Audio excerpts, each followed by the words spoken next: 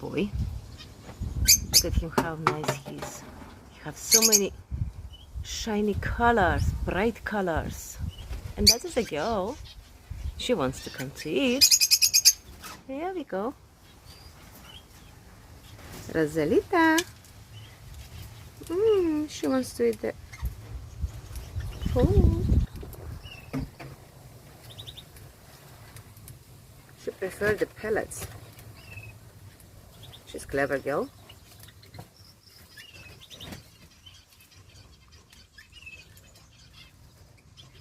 She's also have nice colors and bright, but obviously not so bright like her husband. She have to eat because she have to feed the babies.